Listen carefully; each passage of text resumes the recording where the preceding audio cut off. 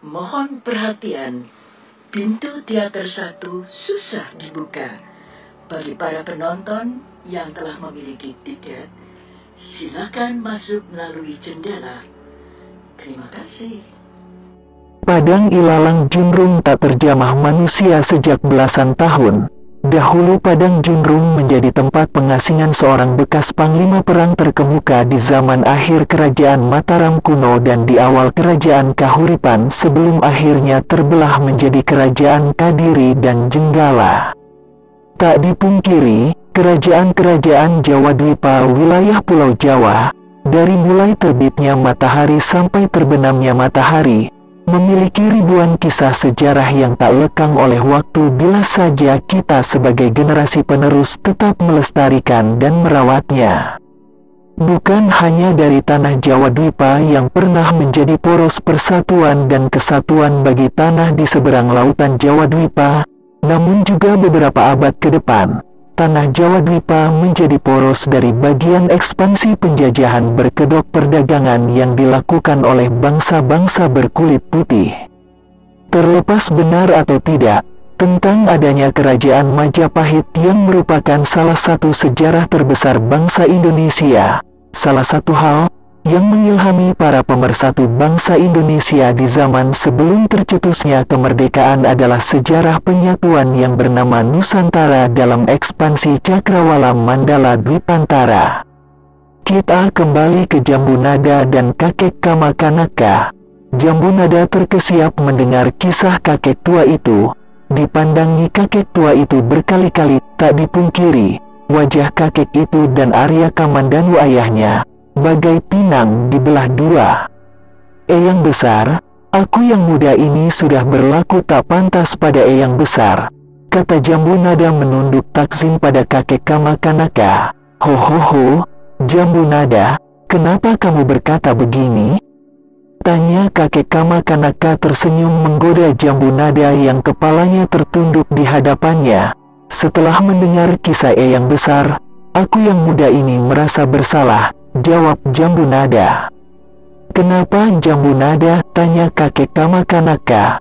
Jambu Nada sudah melukai murid eyang besar dan sejak kejadian dikejar ular besar berkepala naga dengan sepasang tanduk itu, aku menganggap eyang besar sebagai seorang yang jahat. Belum lagi tentang murid-murid eyang besar yang sebenarnya tak aku pahami kebenarannya, jawab Jambu Nada. Kakek Kamakanaka memandang pemuda itu, lalu berkata, Jambu Nada, kita sudah ditakdirkan berjodoh di padang ini. Sesungguhnya aku sangat senang bertemu denganmu, seorang pemuda yang tangguh, membela kebenaran walaupun kamu hanya melihat dari luarnya tak melihat dari dalam kebenaran itu sendiri.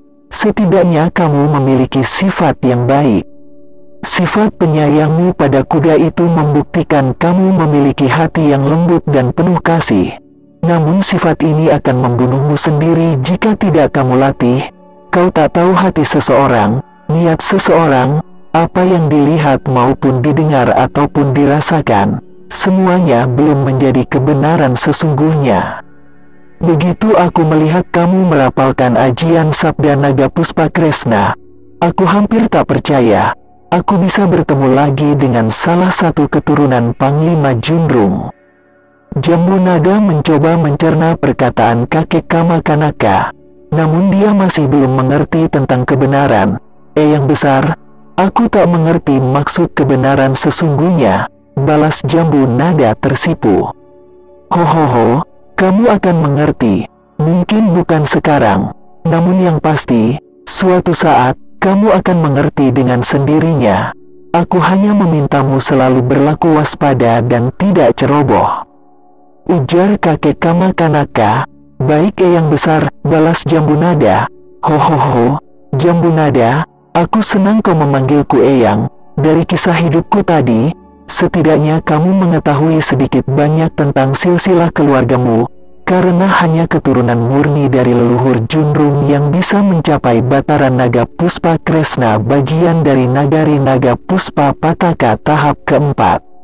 Ranubaya juga keturunan leluhur Junrung, tapi dia bukan keturunan murni. Dari ibunya yang keturunan leluhur Junrung, Keturunan murni yang ku maksud adalah keturunan langsung dari garis keturunan lelaki dalam keluarga Junrung. Hanya Lungga yang bisa capai Batara Naga Puspa Kresna karena Lungga memiliki garis keturunan langus dari ayahnya, dari kakeknya dan dari moyangnya yang lelaki. Namun Lungga tak akan bisa sampai tahap kelima, keenam dan tahap terakhir yakni tahap ketujuh, karena moyangnya bukan anak lelaki pertama dari leluhur Junrung.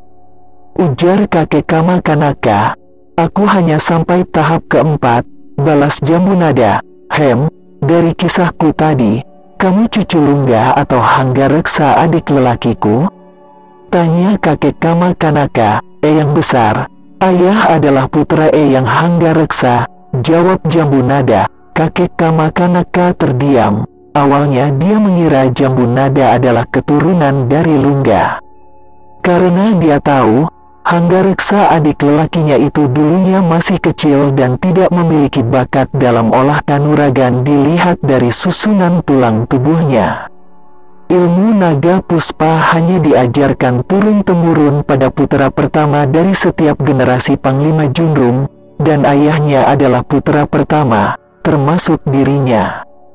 Ayahnya lah yang mengajarkan ilmu naga puspa padanya saat dia berusia 6 tahun.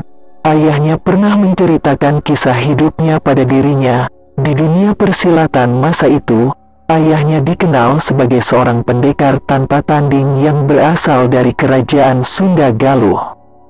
Ditakuti lawan disegani kawan, kala itu sempat memimpin dunia persilatan Jawa Dwipa dari golongan pendekar berwatak baik dan pendekar berwatak jahat. Suatu hari timbul keinginan ayahnya untuk mengembara ke negeri seberang. Mengikuti jalur para pedagang dari negeri-negeri seberang, sampailah ayahnya di negeri bernama Cina. Ayahnya yang berjiwa pendekar namun tak paham bahasa negeri seberang. Di setiap daerah yang ayahnya lalui, ayahnya selalu menolong para penduduk sekitar dari perampokan dan kekejaman prajurit-prajurit kerajaan bernama Kerajaan Song yang sewenang-wenang pada para penduduk miskin.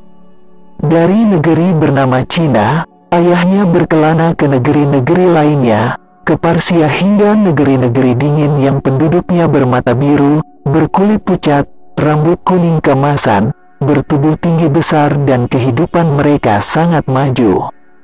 Bangsa-bangsa bermata biru itu berperang dengan bangsa Tartar dan bangsa bersorban. Perang itu bernama Perang Salib dan Perang Tartar. Suatu hari, ayahnya menyelamatkan seorang putri bangsawan kerajaan bangsa bersorban dari pengejaran bangsa Tartar. Ayahnya jatuh hati pada putri bangsawan itu, begitu juga sebaliknya. Merasa tak akan bisa kembali lagi ke keluarganya yang sudah pasti dibantai oleh bangsa Tartar, putri itu mengikuti ayahnya kembali ke pedukuhan Kaduman. Putri bangsawan itu adalah ibunya yang sangat menyayangi dirinya dan adik-adiknya dan secarik kain penutup kepala tak pernah lepas dari ibunya, putri seorang Sultan Baghdad, sultan dari Kesultanan Persia. Kama Kanaka mendekati Jambu Nada dan memeluk Jambu Nada dengan penuh kasih. Sekarang, dia mempunyai ahli waris, katanya dalam hati, semangat hidupnya tumbuh kembali.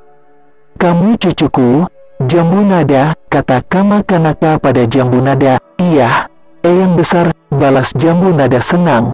Di mana Eyang dan kedua orang tuamu? Tanya Kama Kanaka.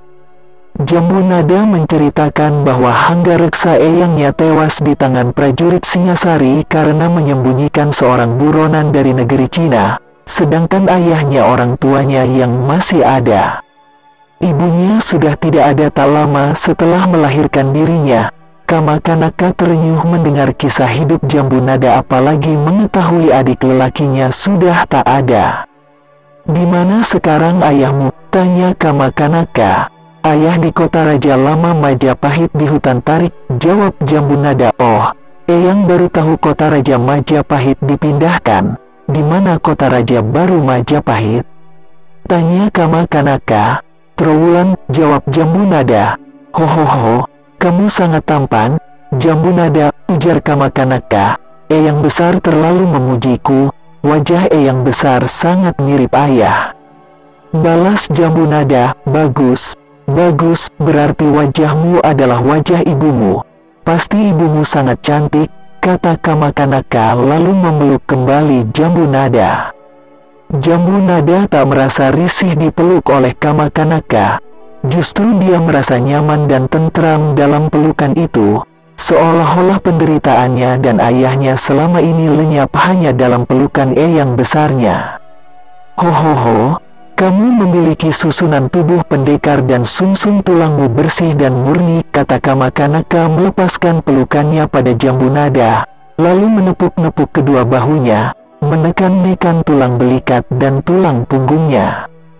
Eyang besar, bagaimana Eyang bisa tahu hanya melihat, menekan dan menepuk tubuhku? Tanya Jambu Nada penasaran. Hohoho, saat kamu sudah mencapai tahap akhir nagari naga Puspapataka, kamu juga bisa seperti Eyangmu ini? Jawab Kamakanaka. Tapi Eyang besar, ayah bukan putra pertama Eyang Hanggareksa, dan Eyang Hanggareksa juga bukan putra pertama. Bagaimana aku bisa capai tahap akhir nagari naga Puspapataka? Bukankah tadi dalam kisah Eyang besar, yang bisa mencapai tahap akhir nagari naga Puspapataka hanya putra pertama dari leluhur Junrung? Tanya Jambu Nada.